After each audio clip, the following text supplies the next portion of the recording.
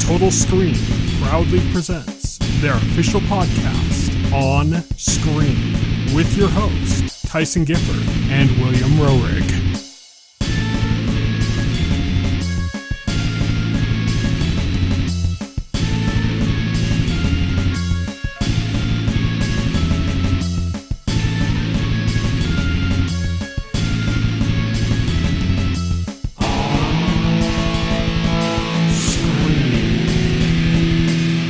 Everybody, and welcome to On Screen, the official podcast of the Total Screen. My name is Tyson. My name is Will. And today we are going to be talking about Superman. So if you listen to our last podcast, you're like, oh, they said they don't know what they're talking about yet. Well, yeah, we didn't. And now we picked Superman. So we're going to be talking about the Superman movie. But before that, we've also got an On the Horizon segment. And we've got our On Beat segment with some news stories and trailers, or a news story and some trailers. But let's start things off with our On the Horizon segment.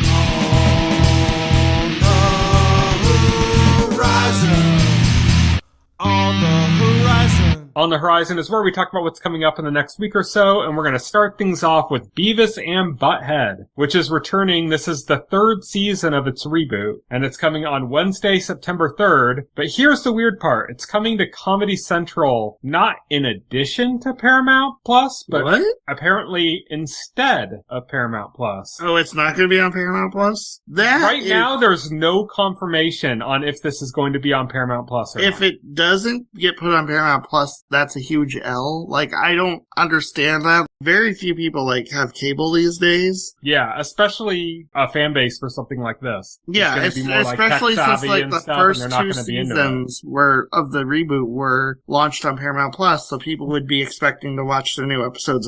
It boggles my mind how these media companies do this. They're like, oh, we're going to have the streaming service. It's going to, compete with Netflix. And then we're going to take our IP that could drive the service, and we're going to just put it on cable. And what are you doing? Yeah, I mean, it might be coming to Paramount Plus, but they've been, intentionally seemingly vague about it. And they haven't mentioned it. So, if it does come to Paramount Plus, it does, but it hasn't been announced to be coming to Paramount Plus. It's been announced that it's airing on Comedy Central. And it's if you're gonna do both, then fine, that's good. But, if you're gonna block the thing where people watch the first two seasons, and, it's not oh, we're switching to another streaming service. This is the reason to get our streaming service. It's no, you're expecting people to get cable? It was too big, you know? It was like Chucky with the first two seasons, where it was only on USA Network and Sci-Fi Channel. Over a year after, I think? And then, year after the season ended, when the next season was about to start, then they put the season up on Peacock.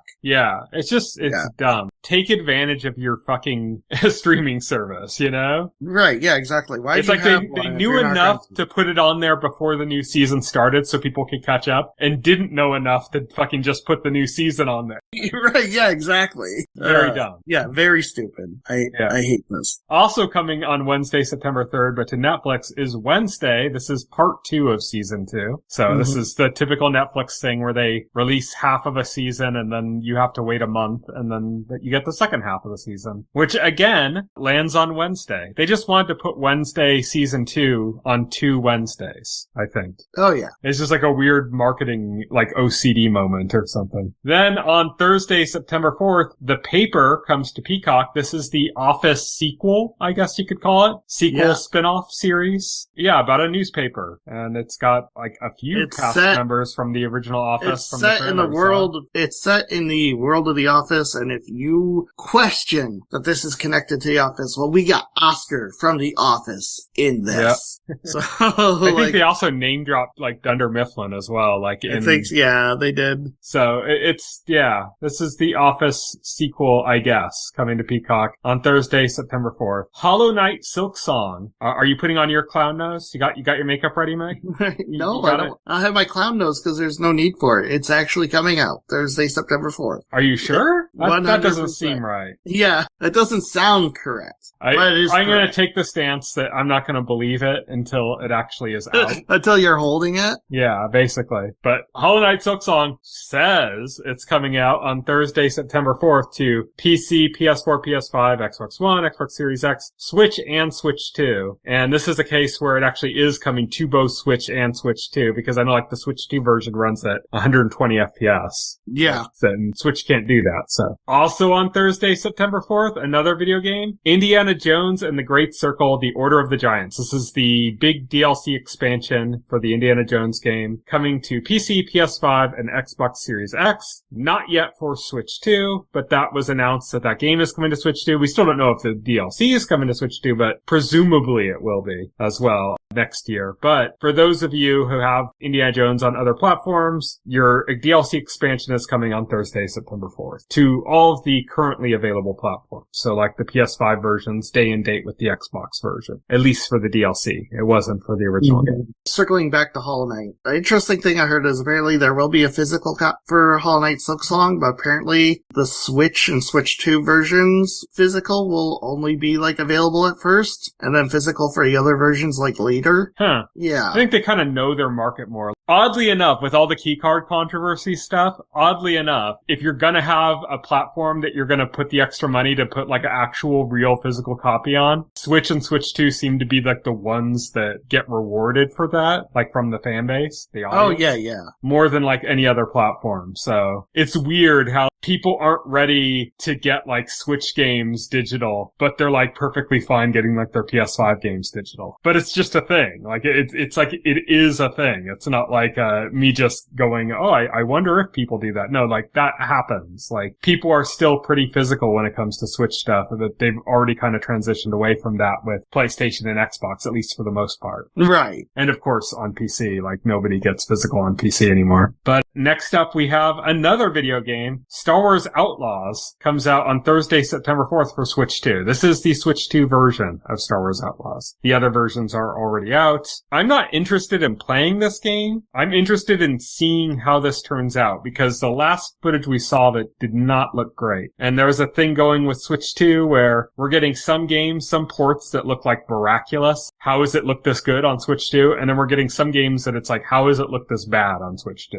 And based on what we saw last for Star Wars Outlaws at the Partner Direct, I'm thinking that this is a case of how does it look this bad? But I don't know. And we'll have to see when it actually launches. I'm interested in seeing like reviews of this. I want to see like the Digital Foundry. Exactly. I want to see reviews and comparison videos. Because I saw the trailer was rough, but I reserve judgment until it's out. People were like rightfully pointing out like Elden Ring is pretty rough on the Switch right now. That's got some time before it's out by the end of the year. So hopefully the actual product that people buy runs a lot better. So we'll just have to see. We'll have to reserve our judgment on Star Wars Outlaws, I think, for right now. But it did not look pretty. Yeah, but that's the case for me with Star Wars Outlaws, like I said, is that I'm not even interested in the game at all. But I am very interested in how it turns out, just because of my interest in the Switch 2 and what's going on with that with ports. Like, I'm very curious, like, how it turns out, even though I'm not interested in the game at all. Next up, staying with video games, on Friday, September 5th, Cronos New Dawn comes out on PC, PS5, Xbox Series X, and Switch 2. So this is a day-and-date multi-plat with Switch 2. One of the first ones. We've had some sports games. I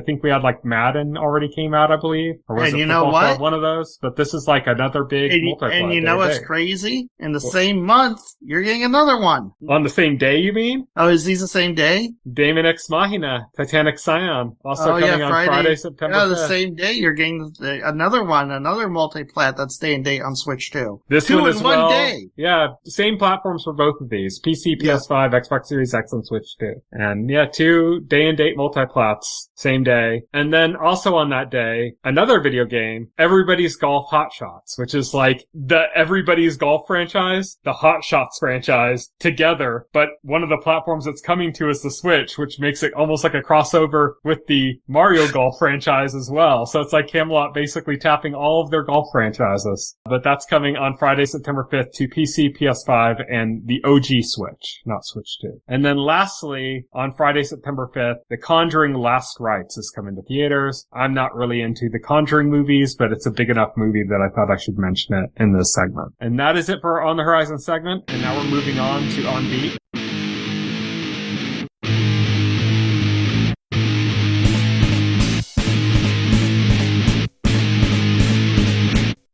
On Beat. On Beat is our news segment. We've got one news story and 4 trailers to go over. Let's start with the first news story, or the only news story I should say. Universal is developing a Knight Rider movie from the creators of Cobra Kai. That's John Hurwitz, Hayden Schlossberg, and Josh Heald. They're going to be doing this. Apparently, this is in development, so it could still fall apart. You know, it's not like filming or anything. Right, yet. This isn't like confirmed. This isn't like... Yeah, this is just in development. It means it's like they're working out an idea. But this would be produced by Kelly McCormick and David Leitch, who's the director of like Bullet Train. Right. At 87 North. And they noted that a previous attempt had been made with James Wan was going to be directing a Knight Rider movie, but that didn't end up coming through, which could end up being the same thing with the case here. One thing I think that's really interesting about this is that these guys are best known for making Cobra Kai, this very loyal to the entire universe of Karate Kid TV series that kind of brought everything together, brought all these characters together, and that went from movie franchise to TV series, and this is doing the opposite. So here's the thing. I'm excited because of the people behind it. I don't care about Knight Rider, really. Like, it's not a show I ever watched. It's like I know about it because, you know, I grew up when the show was airing, and the show has been in the pop culture zeitgeist for, like, my entire life. Mm-hmm. It's one of those things that you're aware of. I just, like, never took an interest in it. So it's like... You didn't religiously listen to the David Hasselhoff song, Get in My Car? No.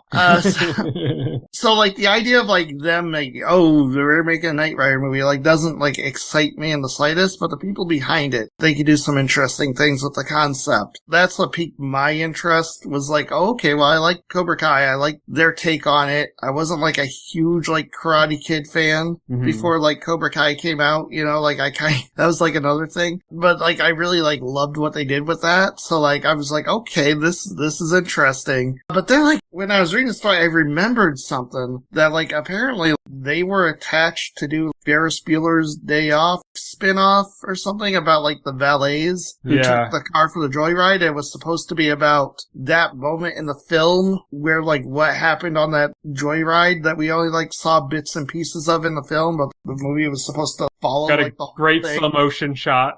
yeah. The movie was supposed to follow the whole thing. It's like, that was ages ago and I haven't heard anything, and now, like, there's this, so I'm like, is that dead? Is that just not happening, I guess? I mean, that could be filming right now for all we know. This is, like, in development, so this is, like, very early. Right. It's just interesting. Yeah. I mean, there's lots of stuff that gets, like, goes into development and never ends up happening. We've mentioned it before, but Roger Eggers has, like, or is it Robert Eggers? I keep messing that up. Eggers has 3 movies in development right now. Some of them, it's, like, pretty sure they're gonna turn out. The werewolf movie, that's pretty sure that's gonna end up happening. But, like, the Labyrinth movie, who the fuck knows? You know? That happens a lot in the industry in Hollywood, you know, where just stuff goes into development and then you never hear about it again. Or sometimes you hear about it again and then it just looks like shit. Like, remember that one that it was like a series, I think, or maybe a movie, I'm not sure, that was about martial artists that were fighting to be like the one true religion or something. And all the people involved, it looked like it was going to be like this real, like, weird, like, comedy or something. And then we saw the trailer and we're like, ooh, this looks like bad. This doesn't look like a comedy at all. It looks like they're taking it way too seriously in, like, the worst possible way. Oh, yeah. Oh, absolutely. So who knows? Like, you don't know what's going to end up happening with things like this. So one thing, my position on Knight Rider is that, like Karate Kid, I liked the Karate Kid movies. I watched the first 3 Karate Kid movies. I never watched, like, the next Karate Kid, and I only watched the Jaden Smith one, like, recently, like, before I watched the new one, the Karate Kid Legends. And I only watched it because relevant of that. Now. Yeah. And I liked Karate Kid Legends, but, like, the original Karate Kid movies, I liked them, but those are very old. Like, I watched those when I was a little kid, and I was happy leaving those in my past. It wasn't like Cobra Kai got announced and I was like, oh, finally! It was like, oh, I guess that's interesting. Like, you know, I watched Karate Kid when I was a kid, you know, so that might be interesting. And it ended up being something I really loved, Cobra Kai. Knight Rider's kind of in the same boat for me, where, like, I watched Knight Rider as a kid, but it's just kind of something in my past. Like, I don't really care about it. I liked it when I was a kid, don't really care about it now. Right. But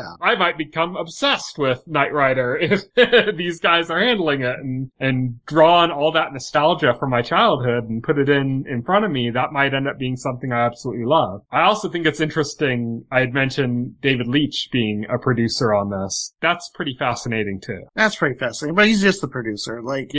It's like he likes the concept enough to help finance it through his production company. That's basically it. Even so, I'm not saying this is going to be like a David Leitch project. His excitement at it tells me that there was a pitch to this that he liked. Well, seeing what these people have done in the past, it's easy to be excited about it. Yeah, but that's it for our news story, and now we're going to move on to our trailers, and we're going to start things off with an enemy. Now, do you know what's interesting about this? You watch the trailer, do you know what's interesting? Yes. It's Daniel Day-Lewis' son, Ronan Lewis, is directing it, and he co-wrote it with Daniel Day-Lewis. Daniel Day-Lewis is actually retired from acting. He came back to do this project with his son. Yes. So, Nepo baby stuff going on here. Which I don't care. As long as it's good, I do not care. I take the position on Nepo babies. I've heard somebody else mention it, and I completely agree, which is that if your dad owned I would. If your dad owned an auto shop, you would have learned how to maintain cars when you were a kid, and he would have wanted to pass that business on to you when he retired. Right. Yeah, exactly. So, Nepo babies is something that exists everywhere, in every industry, and it's kind of weird the way that we isolate it with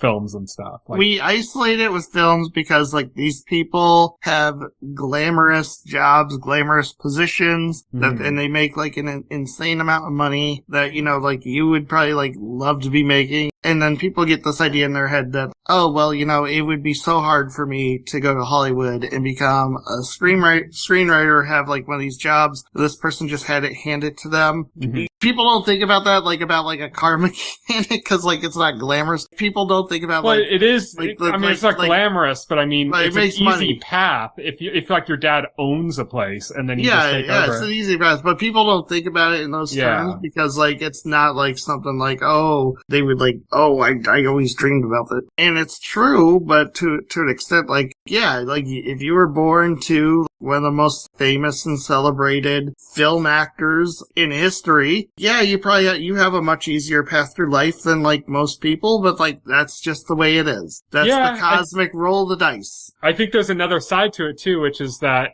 puts them in a precarious position as well, because they have to really prove themselves now. Yeah, they have to prove themselves. Yeah, if you're the son of Daniel Day-Lewis and you're dog shit, that'd be really embarrassing. So a lot of Nepo babies that are brought up a lot of times are actually really accomplished. Colin Hanks, he's great.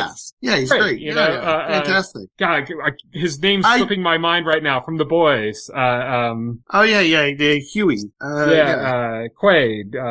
Jack Quaid. Jack Quaid. Great. Phenomenal actor. Does an amazing job. Picks great roles. Really good choices. Better than his dad. Yeah. I'd agree with that too. I mean, going back to what is Samwise from Lord of the Rings. He's a Nepo baby too. Which I just found out he's the son of Gomez, from the Addams Family TV show. And his mom's super famous too. I can't remember who she is, but she's even more famous. Was it Patty Duke? Patty Duke, yeah. Yeah, crazy. Even more famous. I didn't know he was the son of O.G. Gomez. That blew my mind. Yeah. I was okay. So that happens. I mean, Maya Hawke and Stranger Things, it's listen, everybody will agree with me. If I could be an Nepo baby, I would be. Yeah. Yeah, totally. And that's Nobody's the thing, it's everybody has advantages and disadvantages, that they get from the conditions that they're born into. I mean, I'd rather celebrate a Nepo baby than celebrate a billionaire's son who just parties their entire life and never ever does anything seriously and has no passions or interests. What would you have Colin Hanks do rather than be an actor? Would you want him to be if he was a lawyer, you'd say, well, his daddy could pay for the good schools. If he became a car mechanic, you'd say his car mechanic business is succeeding because, his dad's a famous face or something. What position can he be in? I want him to be a janitor at the local school. At the local elementary school. So I can walk into the casting director's office for the movie that he was supposed to be in and wow them and and get the job based off of my own bootstraps. And then go to the school he works at and like walk into the bathroom and just pee all over the walls and floor. Piss all over the walls and floor, yeah. Yeah, it's like I don't fall for the whole like unless they're just like really untalented and they really don't deserve the position. I mean, it's just jealousy. It's just people jealous that other people have it better than them, and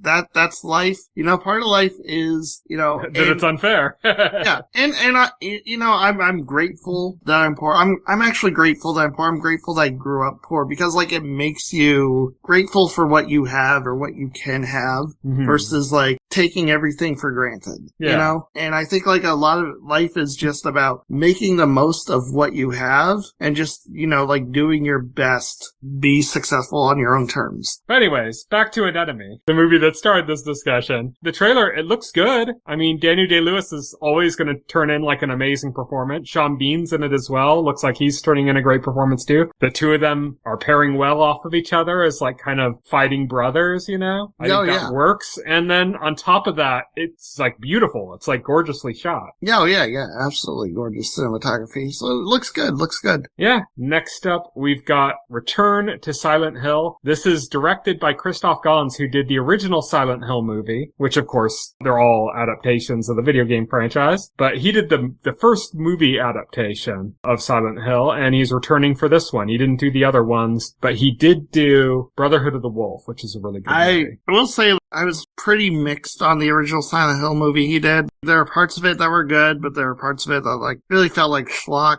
You know, like I haven't seen it in like ages, so like I haven't rewatched it. I think when it came out, it was probably the best video game movie when it came out, but that wasn't saying a lot. But when you consider what other video game movies there were at that time, that's not like a lot. I want to say I did not like this trailer, and I don't know if this is like a reflection of the actual movie or if it's just the way the trailer was cut. I don't think the trailer reflected the actual tone of like Silent Hill or what Silent Hill should be, because this trailer is like very manic with like a lot of jump cuts, and I was just like, ugh. It was a weird teaser out of nowhere that's pretty short and doesn't really give you that much footage. I'm also like, it's Christoph Gans, which I'm a little worried about because I haven't heard from him in a while, you know? Yes. So I don't know what he's been doing. I don't know if he just fell on hard times and his career is gone and this is like him trying to make a comeback and he might not still have it as a director. I don't know. The original Silent Hill movie, I thought, like I said, is probably the best video game movie when it came out, but that wasn't saying a lot, as I said. And there were things I liked about it and things I didn't, like you said. But I know that director has it in him to do better because he did Brotherhood of the Wolf, which was very good. So I'm really curious to see more from this. I don't know if I really want to see the movie so much as I'm curious to see like a more like full-length trailer that kind of maybe does a better job of establishing the tone. Yeah, does a better job of like, because like Silent Hill is, I don't know like what they were doing with this trailer because they seemed like all manic and stuff. Silent Hill is more about like the atmosphere and the sense of dread and horror like filling you than it is, oh, scary monsters. Because like it has scary monsters, obviously, but it's the idea of they're lurking around, you know, and like the whole place is like very creepy. Like it's the atmosphere that like drives the horror in Silent Hill, for me at least. It didn't feel like this trailer like reflected that very well. I'm looking up, I looked up Christoph Gans' filmography just because I was curious. He's only done 5 movies, and his first movie came out in 95. Wow. Yeah, so after Silent Hill, because he did Crying Freeman, which is like an anime adaptation. He did Brotherhood of the Wolf, Silent Hill, and then, oddly enough, Beauty and the Beast. Okay. But this is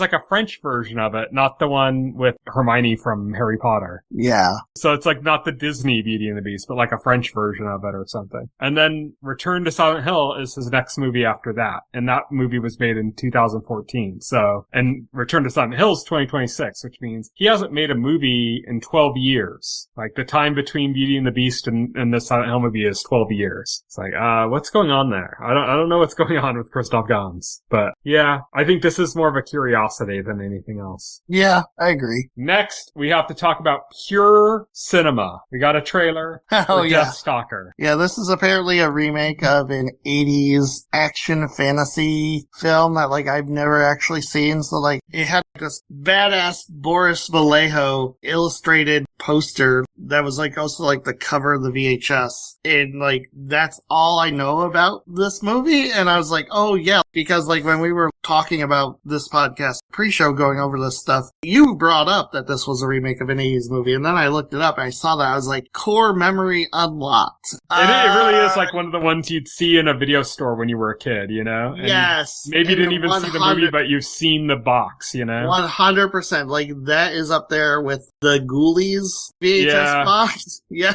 Yeah, Ghoulies, Evil Dead 2, which I eventually, of course, did see. Yep, with the skull. Yeah, those kind of movies that, like, they lure you in, or the Phantasm, I think, that was another one. Yeah, the VHS artwork just, like, draws you in and draws you in. Yeah, Monkey Shines. It's another one. Monkey Shines. They don't do it like that anymore. Like, you browse, like, Netflix, and man, there's nothing as memorable. Yeah, they don't. In those thumbnails. The art form is kind of gone, you know, for that style of, like, promotion. But yeah, I know nothing about this movie, except I watched this trailer, and I was like, wow, did they make this with their lunch money? It looks bad, but it looks kind of in that intentionally bad category. I was like, it looks like an average episode of Power Rangers. Yeah, like of that quality, yeah, definitely. Of that quality, yeah. What this really reminds me of, though, and it's like I didn't know until I was putting the show notes together, because I was looking up trying to find like a better source for the trailer and stuff, and I was like looking for other sources, and when I looked it up on YouTube, it brought up like the movie, and then it brought up all these sequels for the movie, and I was like, wait, what?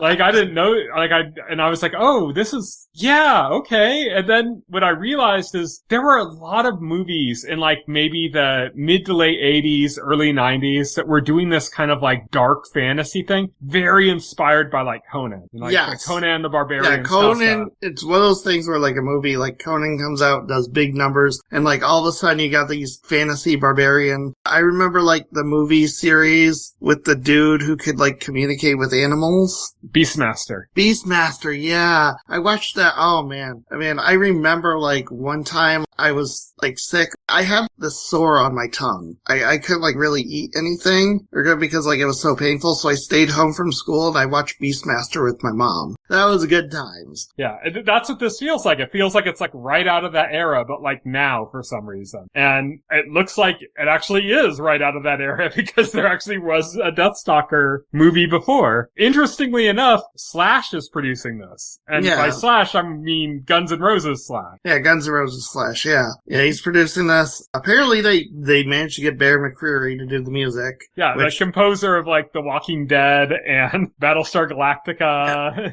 so on. Which like he must be friends with Slash, I guess. Yeah, because or Slash hit him up and he's a fan of Slash, you know? Yeah, oh yeah. So I don't know, like, but that seems to be what drew that in. But when the trailer first started, I was like, oh, this doesn't look that good. And then as it went on, I'm like, oh, it kind of has that intentionally not good look, you know? Like, this is like it, almost on the edge of parody, you know? It knows that it's the schlocky genre film made on a shoestring budget, you know, like it's like self-aware. And like then we get that last shot where he pulls out that giant sword, and I just started cracking up. This looks bad, but it looks entertaining bad. Yeah. Probably not as good as those bad movies that are funny, that are like not trying to be funny or trying to be bad, like the new War of the Worlds. Like that movie is a work of art, but not because like anybody was trying to make a parody or something. Completely unintentionally, Yeah, completely unintentionally.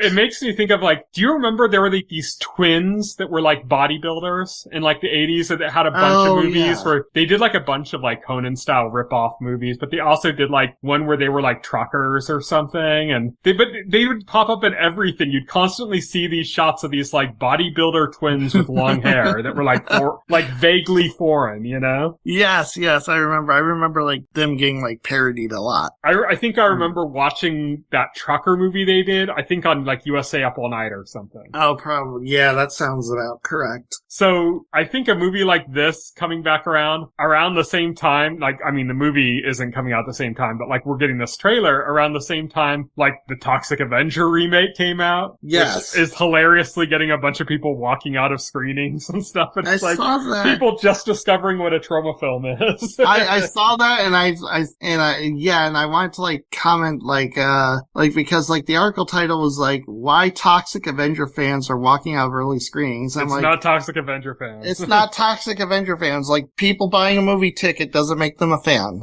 Yeah. These are moviegoers that had no idea what they were getting into. Right, yeah, exactly. These are moviegoers that had never heard the name Trauma. If you're an actual, like, Toxic Avenger, like, Trauma fan, you're not going to be horrified at, like, the over-the-top gore and shit. Yeah. Like, people walking out saying, it's so bad. I'm like, it's Trauma. Yeah. I think we've got, like, this point where things have been sanitized to a certain extent, and we just don't get these kind of weird things. Or we do, but they're so out of the public eye. Like, now, this is like a weird thing. I have a TV in my room, and it's like a Google TV, and Google TV will, like, when you're going through the interface, it pushes up all these movies that you've never fucking heard of that are on, like, weird free streaming services. And they call them fast services, which is like free ad-supported streaming service or whatever. And there's like all of these weird movies. Like, I think I sent you a picture one time, like a picture of my TV that I took with my phone that was like Return to Blood Belch Island or something. You remember that? Like I said, I'm like, what the fuck is this? You know? And it's like these weird movies that like you just don't imagine are being made now. Like, cause they're so outside of like what's out in front of us. Right. There's nobody like promoting them, or we don't have like a USA Up All Night now. We don't have something like that. That's we don't have. Yeah, exactly. We don't have like a vehicle. Yeah, we don't have promote, Joe Bob Briggs like promoting these things. Yeah. Joe Bob Briggs actually has his show on Shudder now, but I mean, he's not like that's a pretty promoting like new stuff though, is he? Or no, he's talking about like old horror movies. Yeah, see, that's what I mean though. It's like when he was first starting, he was promoting stuff that was still, some of it was still new, you know? Same thing with like USA Up All Night. Like there was a lot of Trauma films, a lot of these weird movies like that like, I think they're just kind of gone now. You wouldn't have like found on your own without these programs like showing them to you, right? Yeah, and I think these things were pretty much gone, but then like I said, I got that Google TV and I go through the interface and I'm seeing a lot of those movies and some of them are new. I'll see it, I'm like, what the fuck is this? And then I look at the year and it's like 2016 or something and I'm like, what? But yeah, I mean, Deathstalker looks like it could be a lot of fun. It does look like a movie in the Trauma tradition. Yeah. So yeah, it looks like something you'd see on USA Up All Night. That's like the best 100%. Yeah. 100%. I could see like Rhonda from USA Up All Night like going USA Up All Night, you know, promoting this movie, or Gilbert Gottfried when he was hosting. Yeah, Gilbert Gottfried. Oh yeah, like so good. Yeah. But yeah. And then the last trailer we got is Sisu: Road to Revenge. This is a sequel to the movie Sisu, which came out a couple years ago. We did like the Baba Yaga Effect episode where we talked about John Wick 4. Originally, we wanted to do John Wick 4 and Sisu, but they were both like on a weird, like they were like on the Stars streaming service, which neither of us had. And we just said, oh, let's wait. And then when we finally ended up doing that movie, there was like some other, you know, John Wick like that was out, and we decided to do that one. But Sisu was a good movie, and I didn't even know there was like a sequel in development. And then just today, the trailer just dropped, and I'm like, what the fuck? Checked it out. You have not seen the original Sisu movie, but I think you don't really have to kind of get what's going on here. This is basically like John Wick if he was in Eastern Europe around the time of World War II. Yeah, basically. Yeah, it looks like a lot of fun. Looks like it's got good choreography. I'm disappointed that we couldn't do the first movie because like streaming services suck, but we could do it some other time. That's the way it is. Yeah, we can do it some other time. Yeah, it's on Peacock now, I believe. So that's that's more accessible to us now. So we could do that one at a later date if we want to. When we hit another point where we're like, what are we going to do? When we do like John Wick 5, we can do or Ballerina. Yeah, or Ballerina. So that's it for our news segment. And now we're going to move on to full spoilers.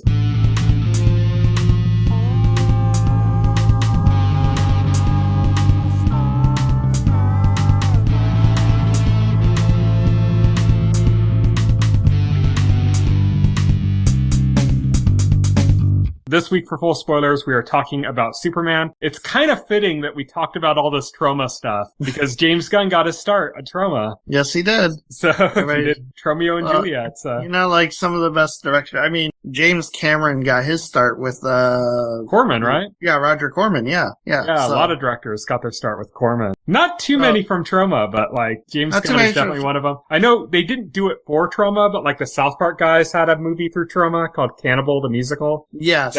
They made independently and then Troma like bought it or something. Right, yeah. So they never like worked for Troma, but they were like kind of part of that weird counterculture time. But yeah, Superman. I watched this when it came out in theaters. You watched it when it came out on digital. You normally would have waited for this to come to like HBO Max or to like DVD or something, but you wanted to get into Peacemaker season 2 and you knew that wasn't going to work because you were going to be spoiling shit. If you did that, so you went and you bought it, you bit the bullet, you made the sacrifice. I made the sacrifice.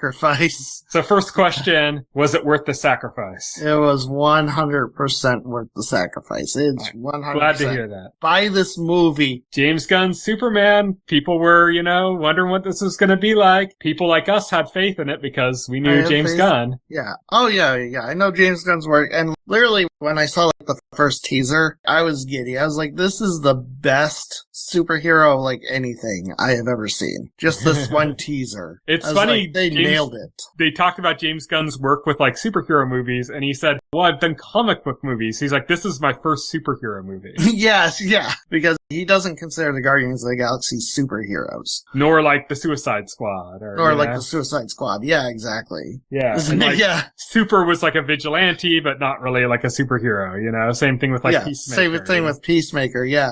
So you got to see Superman. I loved it. Where should we start on this? Okay, yeah. So like, first of all, let's just talk about like tone and general thing. I don't want to do too many comparisons to Man of Steel or anything of this because I don't want to get into the weeds and stuff. Oh, I got like shot for shot like notes written about this. No, I did like this whole beef between Snyder stans and Gunn stans, and like I know which side of the fence I fall into, and I don't think Man of Steel is by any means a bad movie. But I mean, like the first thing I want to talk about is tone. This obviously has like a much lighter tone than Zack Snyder's takes on the material. This has like a much more like upbeat tone to it, and I think that's more appropriate for Superman. There's a great line in this movie that I think kind of sums up the tone in like the best way possible. And it's when Lois and Clark are talking, and Lois is saying, I was just like some punk rock kid and you're Superman. And he says, I was punk too. And she's like, no, you're not. And he's naming the bands he listened to. She's all like, they suck. They're not punk, You're not punk. You see the world. You see everybody is beautiful. And you think everybody, the best of everybody. And he's like, well, maybe that's punk rock. Yeah, and yeah. That like sums up the tone of this movie. That we're like in such a negative place now that somebody who's just optimistic and believes in people and is like kind, that's punk now. That's punk now. Yeah, that is the deviation from the norm. Yeah. So I think that like sums up the tone for me. Like that was like a perfect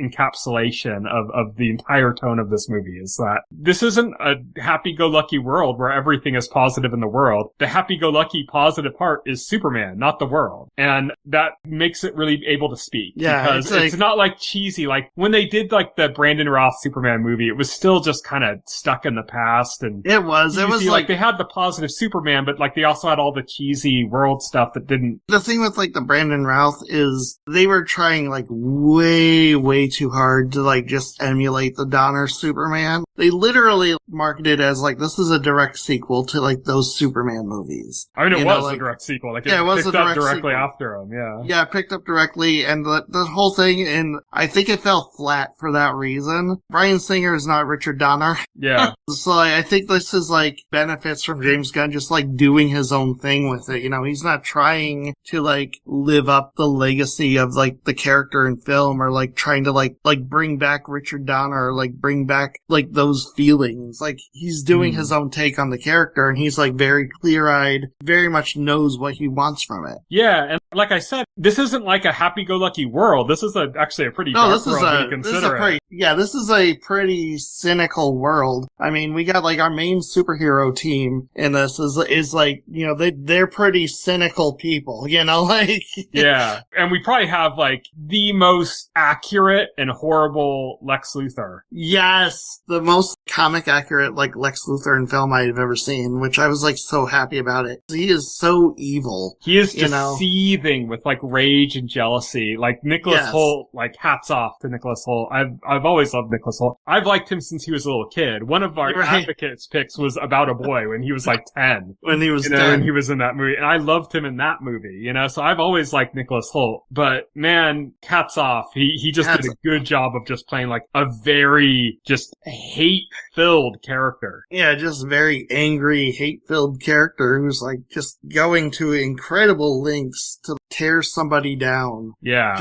Just because he perceives that person to be better than him. Mm-hmm. Just jealousy. Yes, just pure jealousy. He is just like hater prime. Yeah, exactly. Yeah. Hater prime. Nicholas Hoult, I think, is instantly my favorite Lex Luthor. I'd say it was like him and then probably like Rosenbaum is probably my second favorite. Yeah, Rosenbaum was my second favorite. Like, I loved Rosenbaum on Smallville. Like, I was like, no shade to Rosenbaum, but like, yeah, I think like this is my favorite live action Lex already. Yeah, definitely. I loved everybody's roles, like Rachel Brosnahan. Yeah, from The Marvelous Miss Maisel. Yeah, as Lois Lane, she was fantastic.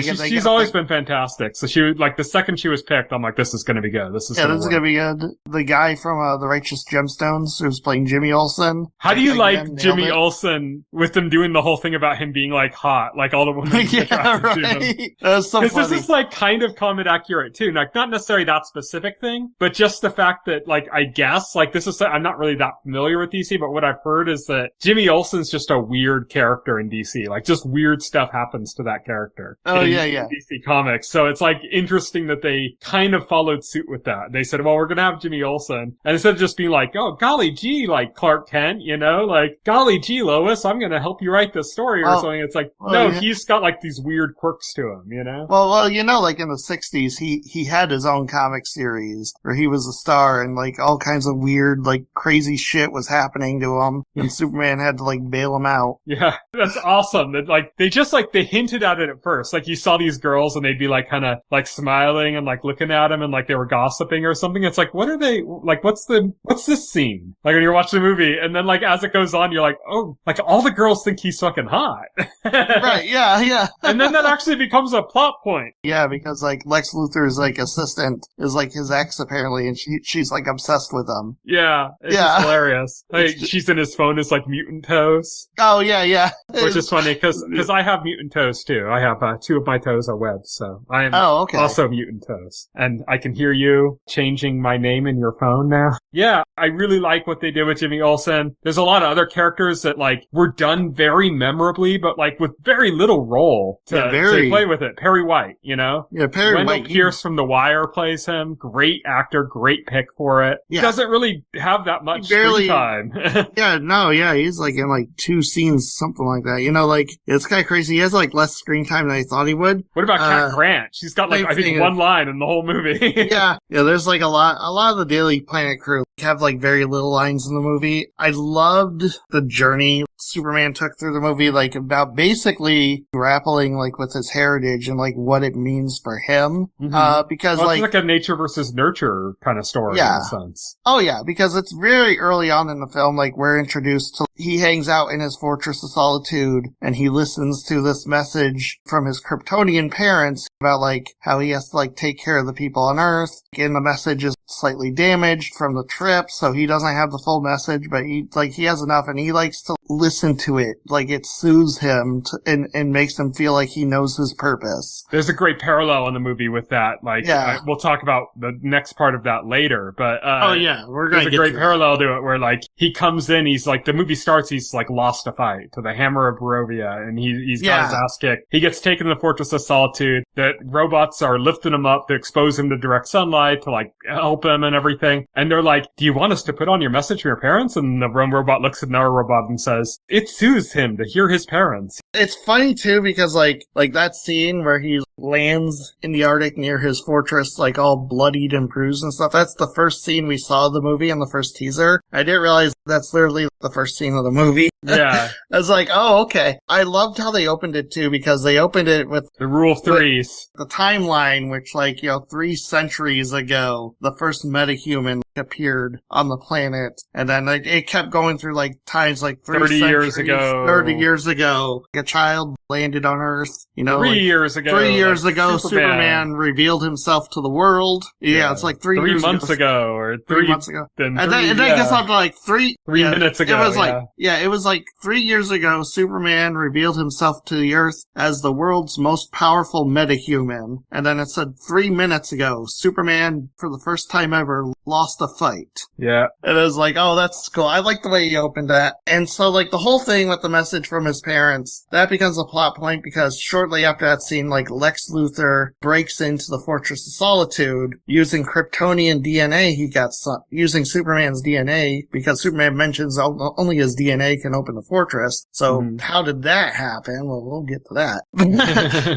but he manages to break into the Fortress of Solitude and they hack. He has the engineer from the Authority who's working for Lex Luthor. She has her own grudge against Superman apparently, which is not really doesn't really go into detail on that. Yeah, so, the only thing she says about it is that she sacrificed her humanity to be powerful enough to be useful against Superman. Yeah, to be useful against Superman. So she has her own grudge for some reason, but she hacks the computers in the fortress and Lex is looking for anything he could use against Superman. And then she manages to unscramble the damaged part of the message. And what they find is something that is perfect for Lex to use against Superman. Mm-hmm. And what they find is the rest of the part of the message is apparently Jor-El is telling young Kal-El that he needs to subjugate humanity under his rule. He's supposed to be a conqueror, which is completely opposite. It's very Viltrumite, invincible. Yeah, it's very invincible, Viltrumite, it redefines it to oh, these Kryptonians might not have been such nice people after all. Uh-oh. And they quash any questions. Oh, Lex Luthor was faking the message or stuff because they have Mr. Terrific there, who's a member of the Justice Gang, and he's one of the most intelligent people on the planet. Mm-hmm. That's his superpower, super intelligence. And he's one of the real standouts of the movie. Yeah. Oh, he has. Him, Crypto, and Metamorpho are the real kind of surprise standouts. But basically, he tells Superman, yeah, there's no way that message was faked. Mm-hmm. It's coming from him, you can buy that. And so the movie becomes about the world starts distrusting Superman after that's been put out, and it causes him to question his purpose. And then there's this great scene after he's been captured and tortured by Lex and he escapes, where he goes back to his home, the Kent's farm, and that's when his adopted parents, the Kents, remind him his purpose isn't what his parents tell him he needs to be. His purpose is who he is, what he wants to be. I wasn't too big of a fan of the Kents in their first scene when they called him when he was I was they're going too yokel with his parents. But then I really did like the scene when they go back to the Kent's farm. I liked Lois looking around his bedroom and seeing the posters on his wall and kind of getting this idea that I think she was always struggling with the idea that he's Superman, and he would say, oh, I like these bands and I did this and that, and I think a part of her just didn't believe that or didn't understand that until she's in his room and she's visualizing, they don't show it visually, but she's visualizing, oh, this is how he grew up. These were the things on his wall. This is what he was into and stuff. And it was an important moment for their relationships that she experiences that. But then in addition to that, yeah, but then in addition to that, they really made his parents more three-dimensional in that moment too. Yeah, in that moment, yeah. And he has that great talk with Pa Kent and that great moment where he rediscovers his purpose. And then I love at the end of the movie when he goes back to the Fortress of Solitude and he asks the robots to... It's a repeat of the first thing because the same robot says, would you like us to play the footage of your parents? And he says the exact same thing. It soothes him to play the footage of his parents. And it's footage of the Kent instead of Jor-El. And so it's footage of the Kents and him growing up on the farm. Yeah. It's so good. It's such a James Gunn Gunn trope at this point. It's such a James Gunn thing. One of the few needle drops, too. Yeah. It's got I'm a punk rocker, yes I am. It's such a James Gunn trope, though, the trope. He loves to do this a lot, the trope of, like, the found family. Mm-hmm. Like, your family isn't necessarily your biological family. It's the people who actually took care of you or care for you. I mean, I think that's it's from his own personal experience. It's from, like, he had family, is close with his family. I mean, his brothers and, like, everything he does, for example. Oh, yeah. In addition to that, he also had these, like, figures in his life, like Lloyd Kaufman and stuff that, like, became, like, important people to him. Oh, yeah. Oh, absolutely. So he has this kind of, like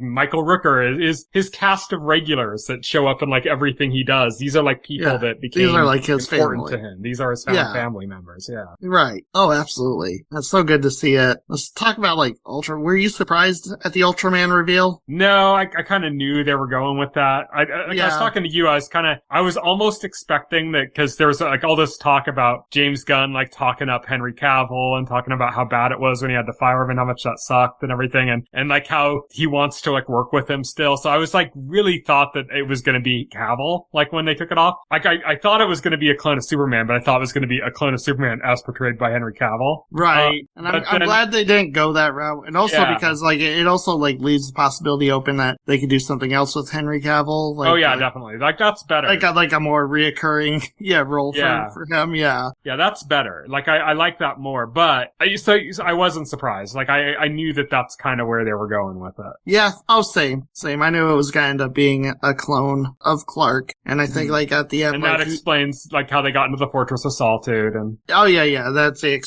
Yeah, because, like, Lex literally did have Clark's DNA. So yeah. I thought it was interesting where this clone isn't, like, very intelligent. So, like, the way he's fighting Superman is, like, he's taking direction from, like, Lex directly through, like, these clone It's things. like chess move commands. He's like, 1A, 1A, 1A, you know? Yeah. It's kind of a clever way of doing it. I mean, it falls apart a little bit if you think about, like, the speed at which superheroes fight, especially, like, Superman, you know? That it doesn't make sense that someone's keeping up with, like, a communication device or something, but... Right, yeah, that still Lex could, like, see cool what's going on at that speed. Yeah, it's still cool to watch, and, like, the way they beat him was like, oh, Crypto destroyed all the cameras after following them. It's James Gunn, so there's gonna be, like, something that's very pro-animal. Oh, yeah, very pro-animal. Like, the addition of Crypto, which ended up, like, it's not a minor role. Like, Crypto, like, is in a lot of this movie. Yeah. So, yeah. It's kind of a stroke of genius that he's this very poorly behaved dog. Yeah, this poorly behaved dog, which is funny because, like, it's a poorly behaved dog and it's not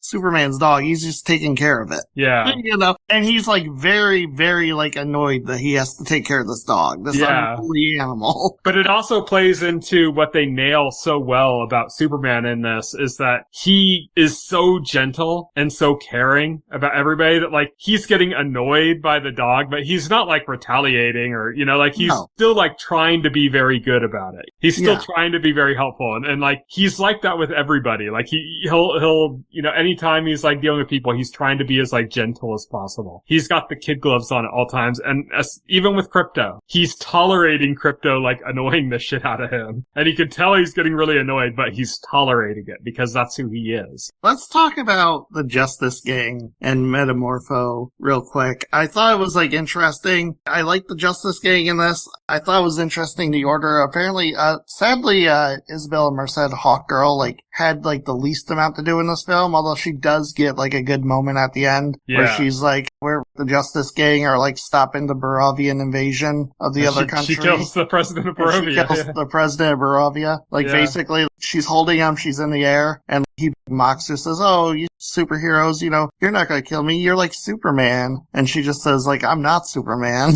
And just drops it. They do an ice cut. Yeah, an ice drop into a glass of water cut, which was cool. yeah, which is cool, yeah. That was, like, her big moment. Guy Gardner, I love Nathan Fillion. Yeah, Nathan Fillion's great. I don't think I've seen him play a character that's so hostile, except for, like, maybe, like, the last season of Buffy.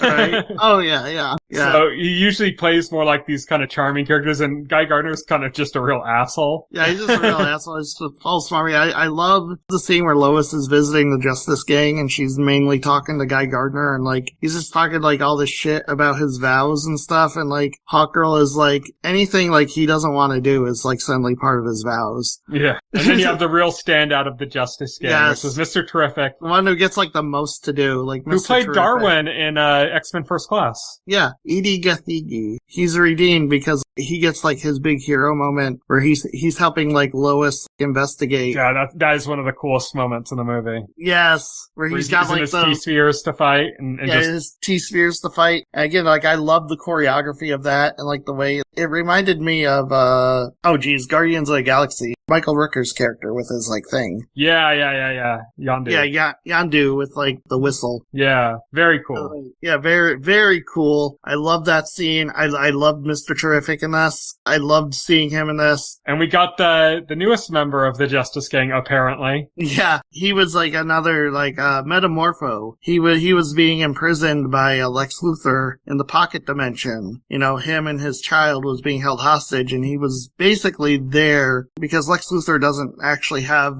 any access to kryptonite. They mentioned pretty early in the movie that all the kryptonite is gone from Earth, and Lex tells him he has a workaround for that, and Metamorpho is his workaround. Yeah, he can like synthesize his body into like any material type, including kryptonite. Yeah. So he's there to like weaken Superman, but Lex pushes things too far and makes Metamorpho decide to help Superman instead. Yeah, and so they become allies, and the Metamorpho is just weird and wonderful. And again, a very demonstration of how evil Lex is. Lex is like interrogating Superman for his secrets, and he brings in like a person Superman saved. You know, a falafel stand guy, just some guy that worked at a falafel stand. Just some random guy who worked at a falafel stand. Superman didn't know him. He just saved him once, and Lex Luthor brings him in and like kills him in front of Superman. You know, in Metamorpho, and Metamorpho like just seeing how evil Lex is there and stuff. You know, that was the turning point for him. Yeah, he was outwardly hostile towards Superman before because it's not that he believed Lex or anything. His kid's being held hostage, so he's like has to do it. But he was like putting up like a tough front, being hostile towards Superman because he was just it was his way of distancing himself from what he was doing. And then that moment kind of made it clear to him like, oh, this is all going to go very badly. Yeah. You know, I'm not going to get out of this situation, and my son's not going to get out of this situation. Like, this is not going to work out. Like, I need to side with Superman here. And yeah, Metamorpho is played by Anthony Carrigan, who just, again, knocks it out of the park. Yeah, fantastic performance, you know. Yeah. Loved it. What did you think of the Peacemaker cameo? Yeah, that was funny. That he was being, like, interviewed on that, like, on that news show. Yeah, with Michael Ian Black playing, like, this anchor, yeah. Yeah, this anchor. I was like, that's pretty funny. And then we have to talk about the big cameo at the end of the movie, which is, like, the appearance of Kara. Spot on. Perfect. Perfect. I think I hinted at that. Like, I told you before you saw the movie, I said there's, like, a cameo at the end of the movie that just is spot on. And, like, I didn't want to tell you anything else because I didn't want to spoil it for you. And that's what I was talking about, yeah. Oh, yeah. Spot on. Perfect. I can't wait to see the movie that she's in because, like, I think, like, you know, she only had, like, a couple minutes of screen time in this, but I think she's nailed it. It gives you an idea of the tone they're going for with her character, and that makes it, like, really fascinating. Yeah.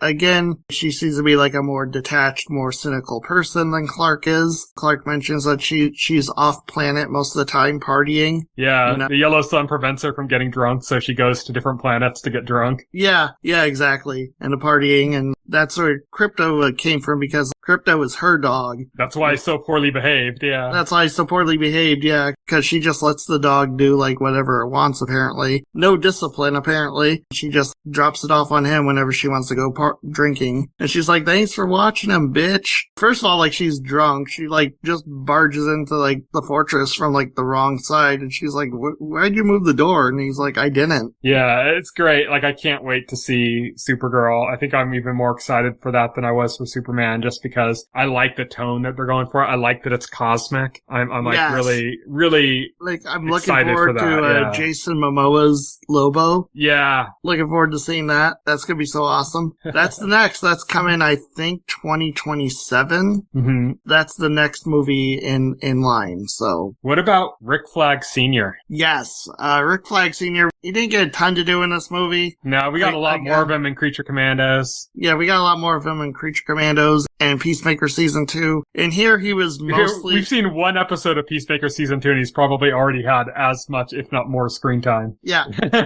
He's mainly here because, like, he is the head of Argus. So, like, this is shit as the head of Argus he'd be dealing with. Speaking of Peacemaker Season 2, we wanted to talk about, there's one thing, because we're going to talk about Peacemaker Season 2, we're going to do a whole episode about that. Yeah, but I want to talk about, like, how they brought Peacemaker into DCU, because again, I called it. Peacemaker has a cameo in this movie. He's in the universe. So It's like, okay, how did they bring Peacemaker into the DCU? I called it. I called it. Yeah, I called it too. And it's not super complicated. James Gunn just retconned the ending of Season 1 and changed it. Yeah. In the previously on. It is exactly what I said. I'm like, they could get a cameo from, they could retcon it, then they could, like, do that moment where they have the cameo with, like, Jason Momoa's Aquaman and the Flash, and then just do it with different characters, you know? Yeah, and James Gunn, like, telegraphed it in interviews, like, for Superman and stuff because, like, I remember specifically an interview where I think this was talking about Peacemaker Season 2, when they start promoting that. And I think specifically James Gunn said something like, all the stuff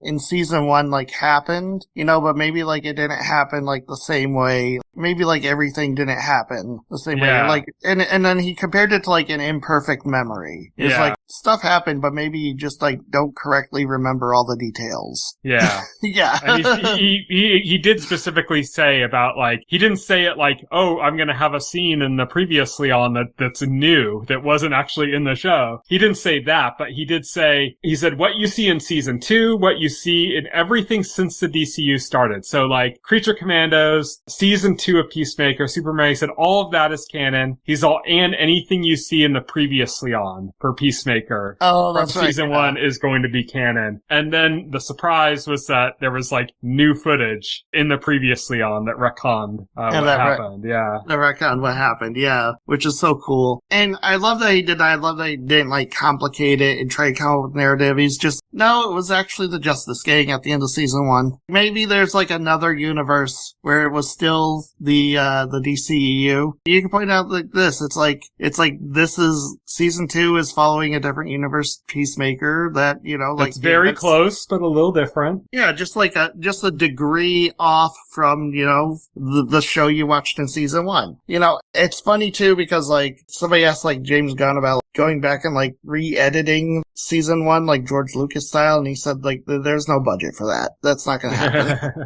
I'm kind of glad too, because it would be a shame to, like, lose that scene, you know? Oh yeah, it would be a shame to lose that scene, yeah, especially, like, I love that scene because... Honestly, I think that the original scene is better than the new scene that they retconned it with. Yeah, I think so too. I like that they retconned it because it's like, it's just a cool way of doing it, but I think that the actual, like, joke in the original scene is funnier than, like, the one in the new one. Oh yeah. What's funny, yeah, because because it was like the culmination of a joke, like, about Peacemaker going on about Aquaman being, like, too familiar with fish. You know, like that was the thing, and it was like the culmination of that joke. Interestingly enough, in the previously on, James Gunn does slip in. He changes a bit of dialogue in one scene where Peacemaker was talking about Aquaman, but they changed it to Peacemaker talking about Green Lantern. Yeah. You know, and they make, like, that the joke that Green Lantern showing up was the punchline too. I just don't think it's as good of a joke. Like, no, I don't. Yeah. But it is funny that they did that. You know, I like that they did that. Yeah. Yeah. But I'm glad that they left it in Season 1 because I want Season 1 to just be what it was. Oh, same. Me too. 100%.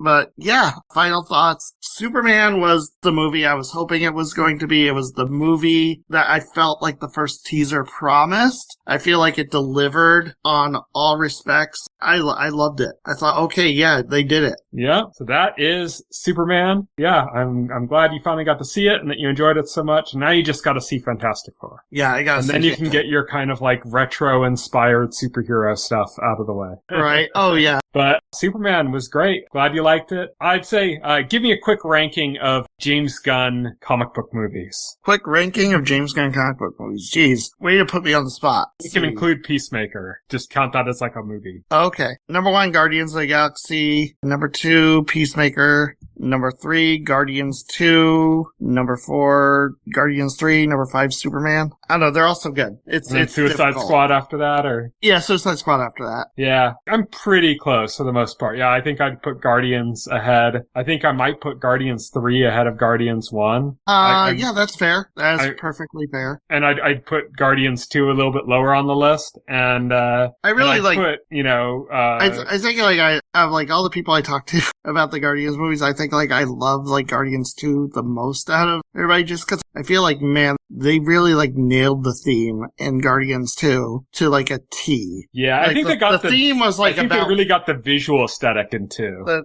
The theme was about family, and they nailed that on every level. And I still think Yondu's death scene is like one of the most emotional, impactful scenes in like any of the movies. Yeah, when it comes to that, I don't like nothing beat the mom scene at the end of the first one for me. Oh yeah. But yeah, it's all varied. But like, yeah, Peacemaker's up there real high. Suicide Squad 2. I think you and I mentioned before, I think we both put like Creature Commandos like last, but not saying it's bad, just that it's like it's last of those good things. Like they're all good. Yeah, I think that's kind of around where I would put things. So Superman, really good start to the DCU proper. It's not the start of the DCU, but it's the start of like the DCU proper. Like we got the cartoon was first, the Creature Commandos was first, but it's the first like live action part of the DCU, the first like real new territory with really strong characters that we're familiar with, kind of part of the DCU. So that's it for this week. Next week, are we going to do Ready or Not next week? We can. I was also noticing Thunderbolts is on Disney Plus right now, if you want to do that. Oh, it is on. Okay, yeah, let's do that then. Let's do next week. Let's do a double next week. I don't want to do a double. Because we were talking about doing not Ready or Not in that. We were talking about when we actually do Thunderbolts, that we were going to do Thunderbolts and Cap 4. You're going to make me watch Cap 4. You have to watch it eventually, right? Yeah, I do. True. Yeah, and make the pill go down smoother. Okay, yeah, we'll do that. That'll be a good podcast. Okay, so next week join us and we'll be discussing both Captain America 4 and the Thunderbolts, which are available on Disney Plus. But until then, thank you everybody for listening. You can follow me on Twitter and Blue Sky. I'm at Tyson Gifford. You can follow Will on both those platforms. He is at Voxel Hero. You can check out our website, thetotalscreen.com. If you go to our website and open up a container store for any of our podcast episodes and scroll down to the last paragraph, you'll find all the relevant links to our SoundCloud page, our RSS feed, all that stuff's there. You can also subscribe to this podcast to your favorite podcast client of choice like Apple Podcasts or Pocket Casts, and the entire backlog of the podcast as well as additional content is available on our YouTube channel as well, so check that out. Thank you everybody for listening. Night.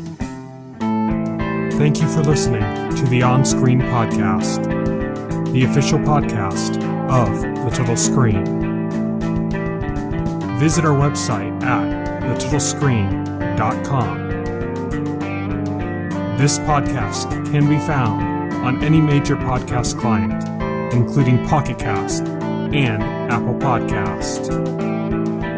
The entire backlog of this podcast and other content can be found on our YouTube channel.